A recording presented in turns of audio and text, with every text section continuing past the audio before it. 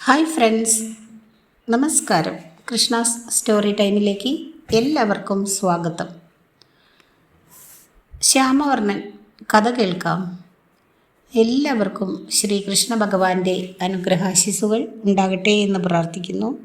ശ്യാമവർണ്ണൻ എന്ന ഈ പുസ്തകത്തിൻ്റെ രചയിതാവ് ദേവദത്ത് പട്നായക്. മലയാളത്തിലേക്കുള്ള വിവർത്തനം ശ്രീലത എസ്. ഓഡിയോ കൃഷ്ണകുമാരി.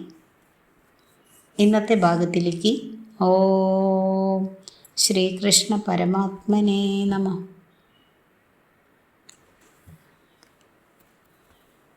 പുസ്തകം 4. പിച്ച വയ്ക്കുന്ന കുട്ടി. വ്യാസൻ ശുകനോട് പറഞ്ഞു, വിസ്തൃതമായ ഈ ലോകം ഒരു പരിമിതമായ ചട്ടക്കൂടിലൂടെ വ്യത്യസ്തമായി കാണപ്പെടുന്നു. നിന്റെ കാലുകൾക്ക് നിന്റെ ശരീരത്തിൻ്റെ ഭാരം കഷ്ടിച്ച് താങ്ങാൻ കഴിയുന്നതേയുള്ളൂ. നിന്റെ കളിപ്പാട്ടങ്ങളുടെ അടുത്തേക്ക് നിനക്ക് നിന്നെ സ്വയം വലിച്ചിഴച്ചു കൊണ്ടുപോകേണ്ടിയിരിക്കുന്നു. ഇനി വരാൻ പോകുന്ന കഥകൾ നിന്നിൽ മാതൃനിർവിശേഷമായ വാത്സല്യം ഉണർത്തട്ടെ.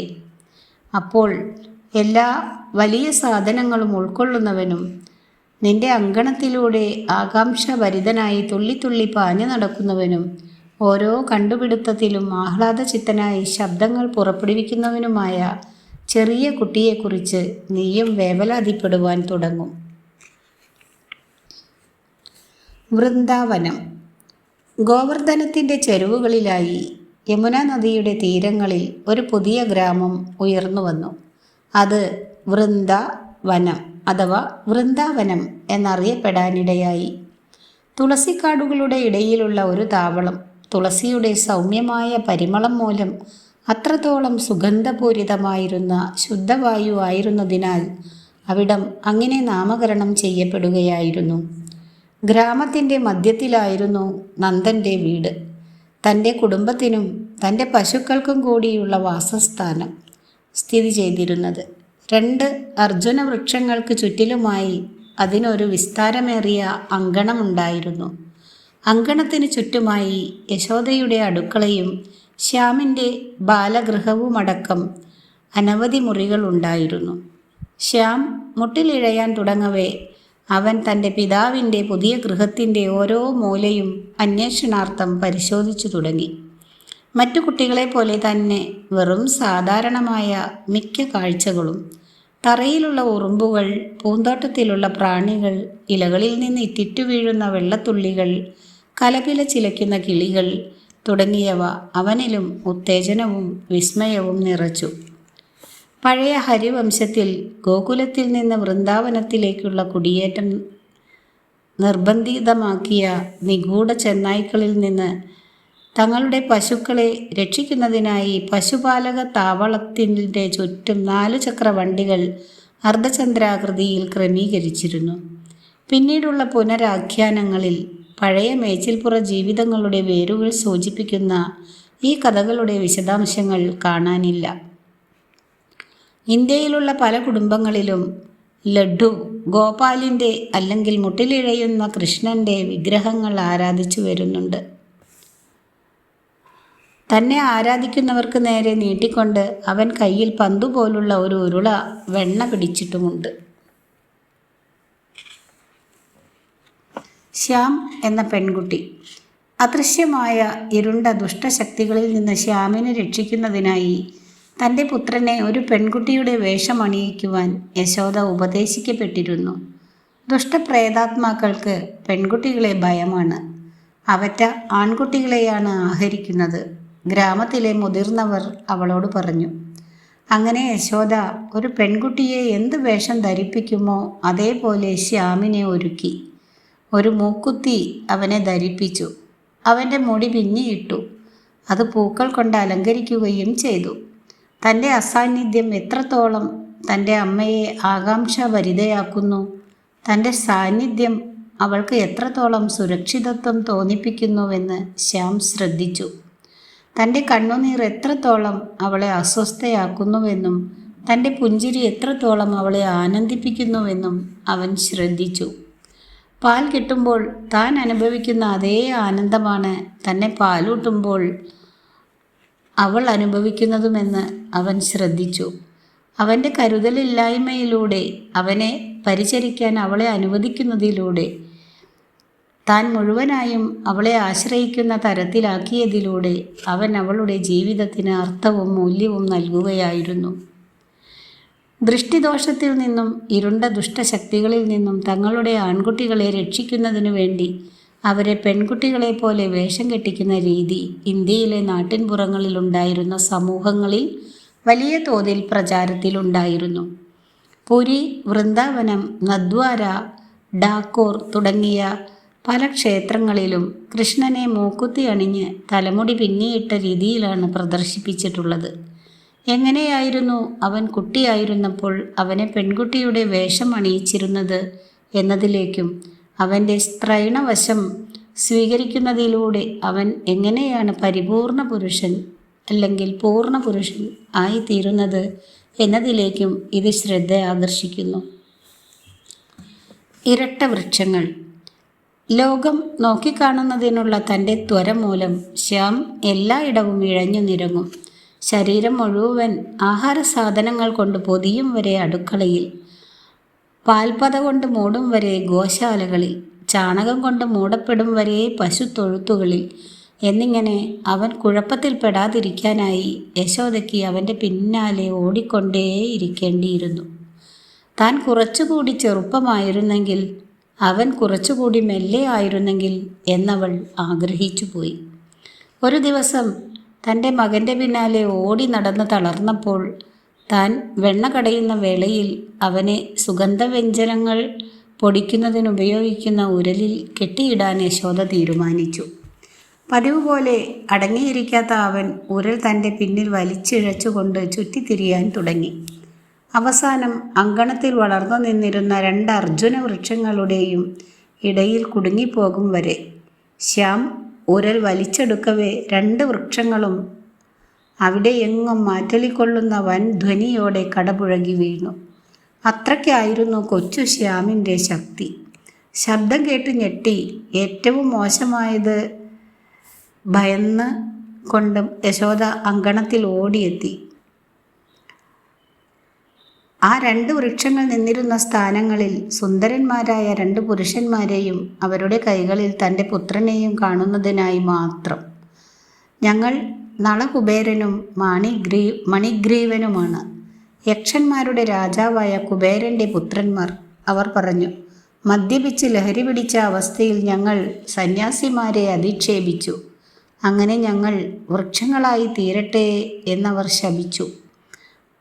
അവ കടപുഴകിയതിലൂടെ ഞങ്ങളെ മോചിപ്പിച്ചു. ശിക്ഷയുടെ ബന്ധനത്തിൽ നിന്ന് ഞങ്ങളെ ഒഴിവാക്കി തന്ന നീ ഭൂമിയിൽ ജനിച്ച വിഷ്ണു അല്ലാതെ മറ്റാരുമല്ല. അതേക്കുറിച്ച് ഞങ്ങൾക്ക് സംശയം ഏതുമില്ല തന്നെ. ശ്യാമിനെ യശോദയ്ക്ക് മടക്കി നൽകിക്കൊണ്ട് അവർ പറഞ്ഞു. നീ ശരിക്കും അനുഗ്രഹിക്കപ്പെട്ടവളാണ് യശോദ. കാരണം നീ ഭഗവാന്റെ മാതാവാകുന്നു. പിന്നെ ഗഗനചാരികൾ അവരുടെ ആകാശവാസ സ്ഥലത്തേക്ക് മടങ്ങിപ്പോയി. ഉപവാക്യം. നന്ദ കി ഘർ ഗോവിന്ദ് അല്ലെങ്കിൽ ഗോവിന്ദൻ നന്ദൻ്റെ വീട്ടിൽ എന്ന് പരാമർശിക്കുന്നത് പ്രായമായ മാതാപിതാക്കൾക്ക് ജനിച്ച കുഞ്ഞ് എന്നാണ്. തൻ്റെ മാതാവ് വയറിന് ബ്രാക്കറ്റിൽ ഉദരം ചുറ്റും ഒരു കയർ കൊണ്ട് ചുറ്റി ഉരലിൽ കെട്ടിയിട്ടതിനാൽ കൃഷ്ണൻ ദാമോദരൻ എന്നും വിളിക്കപ്പെടുന്നുണ്ട്. പിച്ച വയ്ക്കുന്ന പൈതലായിരുന്നുവെങ്കിലും അവൻ തൻ്റെ പിന്നാലെ ഉരൽ വലിച്ചുകൊണ്ട് നടന്നതും ഗ്രീക്ക് ഹെർക്കുലീസിനെ പോലെ 2 വൃക്ഷങ്ങൾ കടപുഴക്കിയതും അവൻ്റെ അതിരില്ലാത്ത ശക്തി വെളിപ്പെടുത്തുന്നു.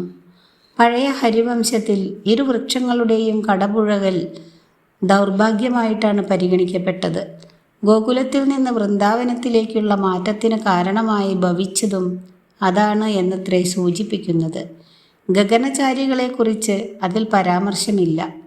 ഒരു വൃക്ഷം അല്ലെങ്കിൽ മൃഗം ശാപം കിട്ടിയ ഒരു ആകാശജീവി എന്നുള്ള ആശയം ഹിന്ദുമത പുരാണേതിഹാസങ്ങളിൽ ആവർത്തിച്ചു വരുന്ന പ്രതിപാദ്യ വിഷയമാണ്.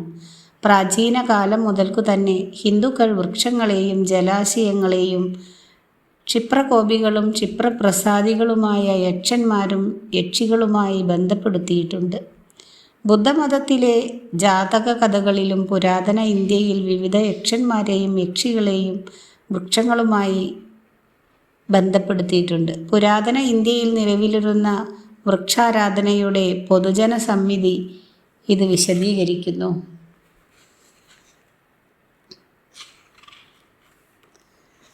ഒരു കൈക്കുടന്ന പഴങ്ങൾ.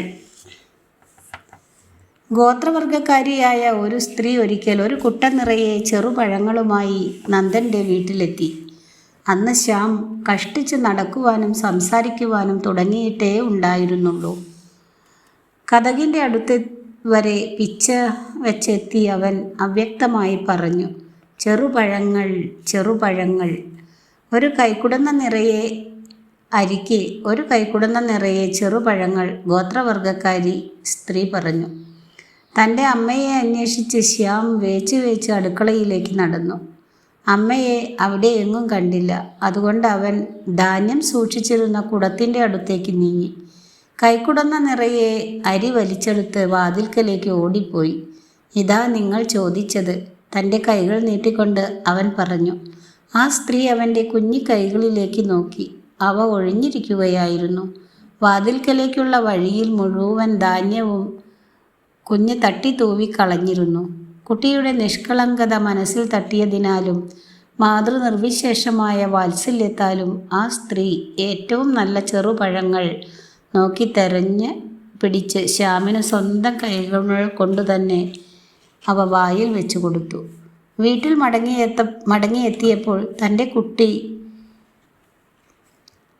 മടങ്ങിയെത്തിയപ്പോൾ തൻ്റെ കുട്ട നിറയെ പഴങ്ങൾക്ക് പകരം അമൂല്യ രത്നങ്ങളാണെന്ന് കണ്ട് അവൾ ആശ്ചര്യചകിതയായി. വിഷ്ണുവിനെ തീറ്റിപ്പോറ്റിയതിന് ലക്ഷ്മി ദേവി അവൾക്ക് പാരിതോഷികം നൽകിയതായിരുന്നു അത്. ചെറുപഴങ്ങൾ കൃഷ്ണനും രാമനുമായി ബന്ധപ്പെട്ടിട്ടുണ്ട്.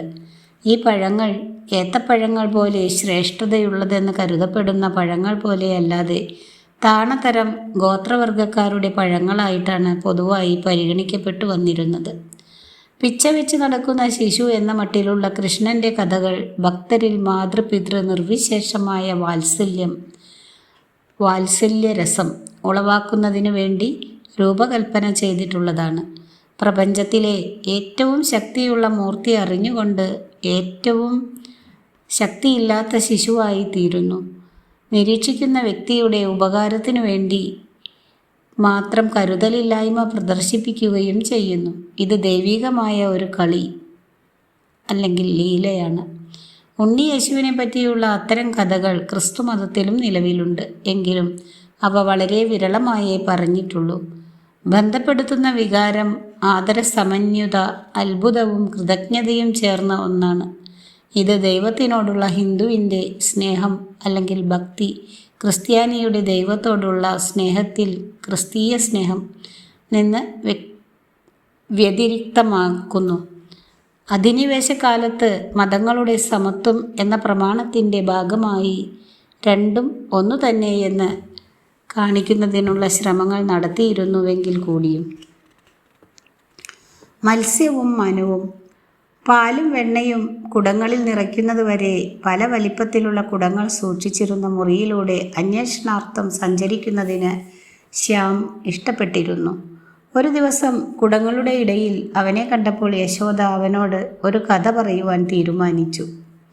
ഒരു ദിവസം മനു ഒരു നദിയിൽ കുളിച്ചുകൊണ്ടിരിക്കവേ ഒരു ചെറിയ മത്സ്യം അയാളുടെ അടുത്തേക്ക് വന്നു. ഒരു വലിയ മത്സ്യത്തിൽ നിന്ന് തന്നെ രക്ഷിക്കണമെന്ന് ആവശ്യപ്പെട്ടു. ആ ജീവിയോട് അലിവ് തോന്നിയ മനു അതിനെ ഒരു കുടത്തിനകത്തിട്ട് അതിൻ്റെ സുരക്ഷിതത്വത്തിനായി വീട്ടിലേക്ക് കൊണ്ടുപോയി. പിറ്റേ ദിവസം മത്സ്യം വളർന്നു എന്ന് കണ്ട് അതിനെ കുറച്ചുകൂടി വലിയ ഒരു കുടത്തിനുള്ളിലാക്കി. അടുത്ത ദിവസം മത്സ്യം പിന്നെയും വളർന്നു. അതുകൊണ്ട് അയാൾ അതിനെ കുറച്ചുകൂടി വലിപ്പമുള്ള പാത്രത്തിലാക്കി. ദിവസങ്ങൾ കഴിയവേ മത്സ്യത്തിൻ്റെ വലിപ്പം കൂടി വന്നു. കൂടുതൽ വലിപ്പമുള്ള കുടങ്ങളിലേക്ക് അതിനെ മാറ്റേണ്ടതായും വന്നു. അവസാനം ആദ്യം കുളത്തിലും പിന്നെ ഒരു കൈത്തോട് വഴി നദിയിലേക്കും അതിനെ മാറ്റുന്നതുവരെ അവിടെ നിന്ന് അത് സമുദ്രത്തിലേക്കും പോയി. അനേകം വർഷങ്ങൾ കഴിഞ്ഞ് ഭൂമി ഒരു മഹാപ്രളയത്തിൽ മുങ്ങിപ്പോകും എന്ന് വന്നപ്പോൾ ആ വലിയ മത്സ്യം മനുവിന് മുൻപിൽ പ്രത്യക്ഷപ്പെട്ടു. ഒരു വലിയ വള്ളം നിർമ്മിക്കുവാനും അത് ലോകത്തിലുള്ള എല്ലാ ചെടികൾക്കും മൃഗങ്ങൾക്കും 4 വേദങ്ങളും കൊണ്ട് നിറയ്ക്കുവാനും അയാളോട് ആവശ്യപ്പെട്ടു.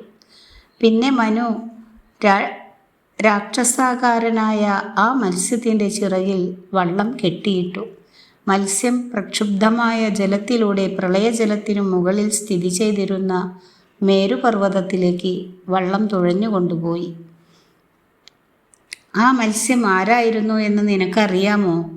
യശോദ പറയുന്നതിലെ ഒരു വാക്കുപോലും മനസ്സിലാക്കുവാൻ സാധിക്കുന്നതിലും പ്രായം കൊണ്ട് വളരെ ചെറുപ്പമായിരുന്നു ശ്യാം. പക്ഷേ അമ്മയുടെ ശബ്ദത്താൽ മോഹിപ്പിക്കപ്പെട്ട് ആ ശബ്ദത്തിൻ്റെ ഉയർച്ച താഴ്ചകളുടെ താളത്തിൽ ശ്യാം മോഹമുഗ്ധനായിപ്പോയി. ഈ ഭൂമിയിലെ ഏറ്റവും വിസ്മയകരമായ ജീവിയാണ് അമ്മ എന്ന മട്ടിൽ അവൻ അവളുടെ നേർക്ക് നോക്കി. അവൻ തന്നെ അങ്ങനെ ശ്രദ്ധിച്ചു നോക്കുന്നത് കണ്ട് യശോദയ്ക്ക് സ്നേഹത്തിൻ്റെ ആവേശത്തള്ളിച്ച അനുഭവപ്പെട്ടു. ആ മത്സ്യം വിഷ്ണുവായിരുന്നു. തീരെ ചെറിയ കുഞ്ഞായ നീ എന്നെ രക്ഷിച്ചതുപോലെ വിഷ്ണു മനുവിനെ രക്ഷിച്ചു എന്ന് പറഞ്ഞുകൊണ്ട് അവൾ അവനെ ഇറുകെ പുണർന്നു. ഹിന്ദുമതത്തിലെ പുരാണേതിഹാസങ്ങൾ പ്രകാരം കാട്ടിലെ നിയമത്തിൻ്റെ ബ്രാക്കറ്റിൽ കയ്യുക്കുള്ളവൻ കാര്യക്കാരൻ ആവിഷ്കരണം ചെറിയ മത്സ്യം വലിയ മത്സ്യത്തിൻ്റെ ദയാദാക്ഷിണ്യത്തിലാണ് എന്ന മത്സ്യന്യായം അഥവാ മത്സ്യനീതി എന്നതാണ്. വലിയ മത്സ്യത്തിൽ നിന്ന് ചെറിയ മത്സ്യത്തെ രക്ഷിക്കുക എന്നത് സംസ്കാരത്തിൻ്റെ പരിഷ്കാരത്തിൻ്റെ രൂപകമാണ്. ചെറിയ മത്സ്യത്തെ രക്ഷിച്ച മനു ഹിന്ദു സംസ്കാരത്തിൻ്റെ ഉപജ്ഞാതാവാണ്. മനുഷ്യജന്മങ്ങൾ തങ്ങളുടെ മനുഷ്യത്വ ഗുണം ഉണർത്തിയെടുക്കുകയും വ്യക്തിക്ക് വേണ്ടി താൽപ്പര്യപ്പെടുന്ന സമൂഹത്തെ സ്ഥാപിക്കുകയും ചെയ്യുന്ന തത്വത്തെ ധർമ്മം എന്ന് വിളിക്കുന്നു. മനുഷ്യർ മൃഗങ്ങളെപ്പോലെ പെരുമാറുമ്പോൾ അത് അധർമ്മമാകുന്നു.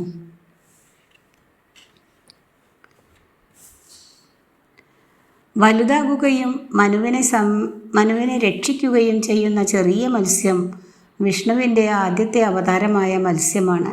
കലാരൂപങ്ങളിൽ പലപ്പോഴും 4 വേദങ്ങളെ പ്രതിനിധീകരിക്കുന്ന മട്ടിൽ അത് 4 കുഞ്ഞുങ്ങൾക്കൊപ്പമാണ് കാണപ്പെടുന്നത്. മത്സ്യം മനുവിനെ രക്ഷിക്കുന്ന കഥ നോഹയുടെ കഥയുമായി ബന്ധപ്പെടുത്തുന്നതിനുള്ള പ്രവണത ആളുകൾ പ്രദർശിപ്പിക്കുന്നത് കാണാറുണ്ട്. പക്ഷേ നോഹ അനുഭവിക്കുന്ന വെള്ളപ്പൊക്കം ദൈവത്തിൻ്റെ കോപമായിരുന്നു. എന്നാൽ മനു അനുഭവിക്കുന്നത് പ്രളയമാണ്. സംസ്കാരം തകരുകയും മനുഷ്യവർഗം മൃഗങ്ങളെപ്പോലെ പെരുമാറുകയും ദുർബലരെ പ്രാപ്തരാക്കുന്നതിനു പകരം അവരെ മുതലെടുക്കുകയും ചെയ്യുമ്പോൾ നടക്കുന്ന സംഭവമാണ് അത്. കേരളത്തിൽ 16-ാം നൂറ്റാണ്ടിൽ മേൽപ്പത്തൂർ നാരായണ ഭട്ടതിരി ഭാഗവത പുരാണത്തിൻ്റെ 18,000 പദ്യശകലങ്ങൾ നാരായണീയം എന്ന പേരിൽ 1000 പദ്യശകലങ്ങളാക്കി ചുരുക്കി രചിച്ചിട്ടുണ്ട്. അദ്ദേഹം പക്ഷാഘാത വേദന മൂലം കഷ്ടപ്പെട്ടപ്പോൾ അസുഖം ഭേദപ്പെടണമെന്ന് ആഗ്രഹമുണ്ടെങ്കിൽ ആദ്യം മത്സ്യം തൊട്ടുകൂട്ടുക എന്ന് ഒരു സന്യാസി ഉപദേശിച്ചു. ഒരു സസ്യാഹാരിയോട് മത്സ്യം കഴിക്കണമെന്ന് എന്തുകൊണ്ട് നിർദ്ദേശിച്ചു എന്ന് അത്ഭുതപ്പെട്ടപ്പോൾ വിഷ്ണുവിൻ്റെ ആദ്യത്തെ അവതാരമായ മത്സ്യത്തിൻ്റെ ഉപഭോഗത്തെക്കുറിച്ചാണ് തന്നോട് ആവശ്യപ്പെട്ടതെന്ന് അദ്ദേഹത്തിന് മനസ്സിലായി. അതുകൊണ്ട് ഒരു ദിവസം 10 പദ്യങ്ങൾ വെച്ച് 100 ദിവസങ്ങൾ കൊണ്ട് അദ്ദേഹം വിഷ്ണുവിൻ്റെ മുഴുവൻ കഥയും രചിച്ചു. അങ്ങനെ അദ്ദേഹത്തിൻ്റെ രോഗം ഭേദപ്പെടുകയും ചെയ്തു. കേരളത്തിലെ ഗുരുവായൂരപ്പൻ ക്ഷേത്രത്തിൽ ഈ ദേവസ്തുതി എല്ലാ ദിവസവും ചൊല്ലി വരുന്നുണ്ട്. വായ്ക്കുള്ളിലെ ചേറ്. അടുത്ത ടോപ്പിക്ക്. ഒരു ദിവസം കോരികയിൽ മണ്ണ് കുത്തി നിറച്ച് കൂമ്പാരം കൂട്ടി മണ്ണപ്പമുണ്ടാക്കി അത് വിഴുങ്ങുന്ന ശ്യാമിനെ യശോദ അടുക്കളത്തോട്ടത്തിൽ കണ്ടു. അവൾ കുഞ്ഞിൻ്റെ അടുത്തേക്ക് പാഞ്ഞു ചെന്നു. അവൾ മണ്ണ് പുറത്തേക്ക് കഴുകിക്കളയുവാൻ സാധിക്കും വിധം വായി തുറക്കുവാൻ അവനെ നിർബന്ധിച്ചു.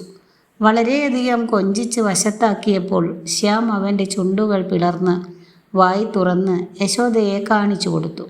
തൻ്റെ കുഞ്ഞിൻ്റെ കുഞ്ഞു വായ്ക്കുള്ളിൽ യശോദ കണ്ടത് ചെളിമണ്ണായിരുന്നില്ല, മറിച്ച് മുഴുവൻ പ്രപഞ്ചവുമായിരുന്നു.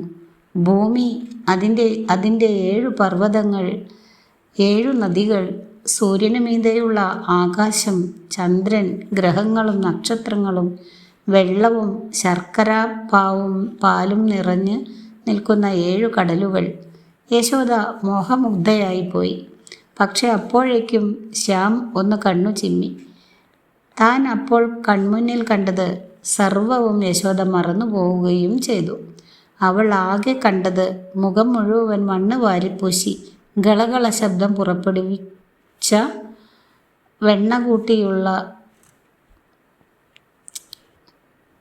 ചോറ് താല്പര്യത്തോടെ ചിരിച്ചുകൊണ്ടിരിക്കുന്ന ഒരു സുന്ദര ശിശുവിനെയാണ്.